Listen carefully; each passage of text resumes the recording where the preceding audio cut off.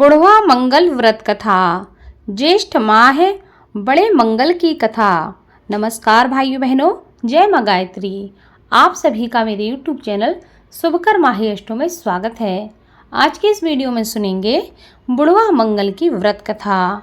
यह ज्येष्ठ माह का पहला मंगलवार है, जिसको बुढ़वा मंगल के नाम से भी जाना जाता है।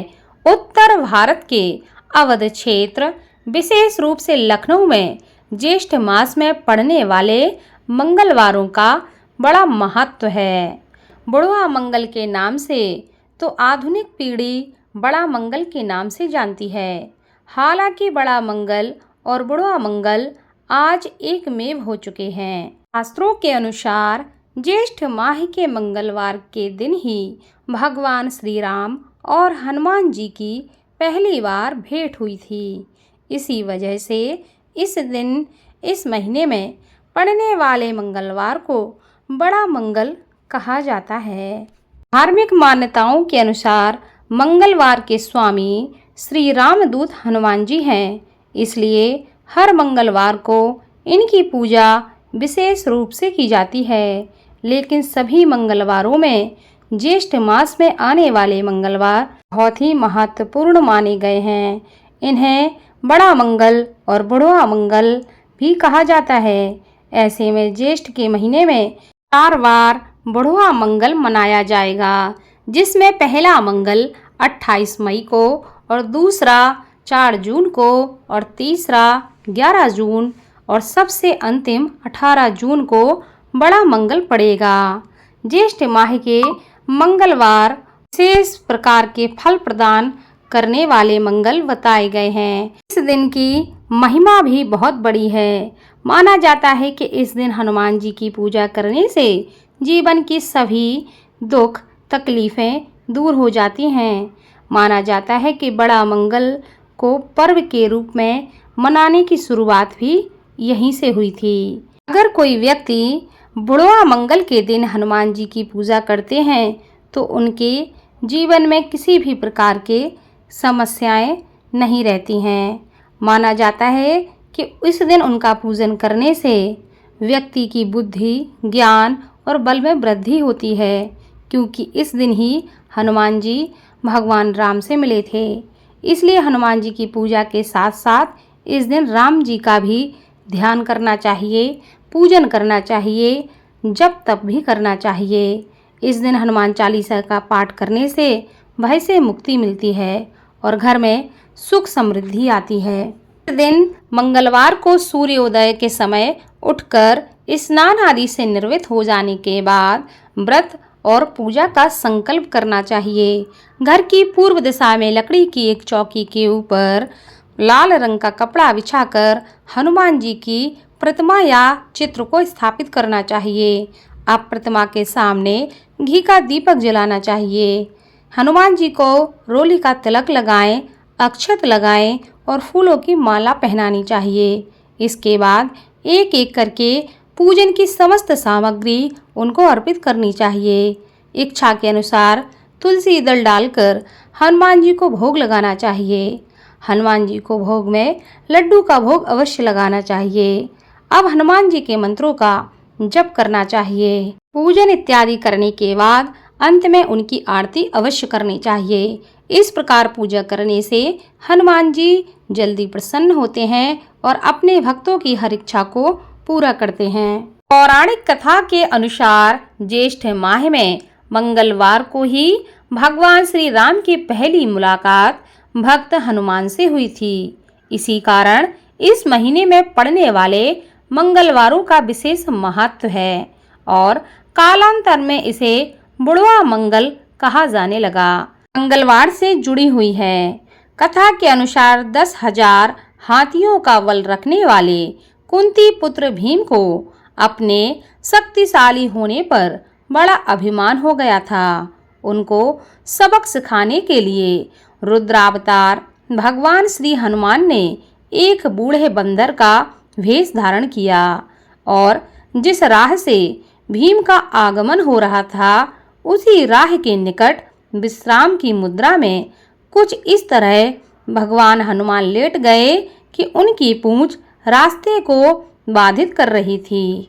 कुछ देर में भीम उधर से गुजरे तो बीच रास्ते में बंदर की पूंछ देखकर अपने स्वाभाविक अहम में तिरस्कार भाव से कहने लगे, ए वानर, रास्ते से अपनी पूंछ हटा ले। दिखाई नहीं पड़ता कि यह आगमन का मार्ग है। आसक्त बूढ़े रूपी अंजनी पुत्र हनुमान कहने लगे, हे वीर योद्धा, मैं अस्वस्थ बूढ़ा बानर हूँ। आसक्त होने के कारण अपनी ही पूंछ हिलाने में असमर्थ हूँ। तुम तो महाबली हो, 10,000 हाथियों का बल रखते हो, जरा मेरी सहायता कर दो। हे भाई, रास्ते को बाधित कर रही मेरी पूंछ किनारे करके चले जाओ। आने जाने वाले अन्य राहगीरों के लिए भी सुविधा हो जाएगी। अपने बल पर हुए कटाक्ष से तिलमिलाए भीम क्रोध में आगे बढ़े। पूंछ उठाने की कोशिश की, लेकिन यह क्या, लाख प्रयत्न करने के बावजूद भी वह उनकी पूंछ को हिला तक नहीं पाए। कई प्रयास के बाद भी वह सफल ना हो सके। अपने आप को असफल देखते हुए भीम ने वासुदेव भगवान कृष्ण का स्मरण किया। भगवान वासुदेव की कृपा से उन्हें ज्ञात हुआ कि यह कोई साधारण वानर नहीं है, बल्कि श्री बजरंगबली हैं। श्री हनुमान जी महाराज हैं, जो कि महाभारत युद्ध में अर्जुन के रथ पर ध्वजा रूप में धारण हुए थे, विराजमान हुए थे। भीम को अपनी भूल का आभास हुआ और उन्होंने नतमस्तक होकर सदा के लिए अपने दंभ का त्याग करने का वचन देते हुए श्री हनुमान जी से क्षमा मांगी। इस पौराणिक कथा के अनुसार यह घटना मंगलवार के दिन घटित हुई थी। बस इसी दिन से इस दिन को बुढ़वा मंगल के रूप में मनाया जाने लगा। बुढ़वा मंगल दक्षिण भारत की अपेक्षा उत्तर भारत में ज़्यादा प्रमुख त्योहारों में से माना जाता है, परंतु उत्तर भारत में कहीं कहीं यह त्योहार ज्येष्ठ माह के प्रथम मंगलवार से प्रारंभ हो जाता है। भगवान हनुमान को महादेव का 11वां अवतार माना जाता है। हनुमान जी की पूजा करने और व्रत रखने से हनुमान जी का आशीर्वाद प्राप्त होता है और जीवन में किसी भी प्रकार का संकट नहीं आता। इसलिए हनुमान जी को संकट मोचक कहा गया है। ज्योतिष शास्त्र के अनुसार जिन लोगों की कुंडली में शनि अशुभ स्थिति में होता है या फिर शनि की 7.5 चल रही होती है, उन लोगों को इस दिन हनुमान जी के सुंदरकांड का 101 बार पाठ अवश्य करना चाहिए, नहीं तो कम से कम हनुमान चालीसा का 108 बार पाठ करना चाहिए। हनुमान जी को मंगलकारी कहा गया है। ऐसा करने से शनि ग्रह से जुड़ी हुई समस्त समस्याएं समाप्त हो जाती हैं। इसलिए इनकी पूजा जीवन में मंगल को लेकर आती है। हनुमान जी के पिता का नाम केसरी तथा उनकी माता का नाम अंजना है, इसलिए उनको केसरी नंदन और अंजनी पुत्र के नाम से भी जाना जाता है। हनुमान जी को महावीर, बजरंगबली, मारुति, पवन पुत्र के नाम से भी जाना जाता है। पवन पुत्र हनुमान को भगवान शिव का 11वां रुद्र अवतार माना जाता है। अतः प्रत्येक हनुमान मंदिर में शिवलिंग स्थापित अवश्य किया जाता है। हनुमान जी की प्रतिमा पर लगा केसरी सुंदर अत्यंत पवित्र माना जाता है, क्योंकि ऐसी धारणा है कि हनुमान जी को केसरी रंग अत्यंत प्रिय है। भक्तगण प्रायः इस सिंदूर को देसी घी में मिलाकर भगवान की मूर्ति पर लगाते हैं और प्रसाद स्वरूप उसी का टीका तिलक के रूप में अपने मस्तक पर लगाते हैं।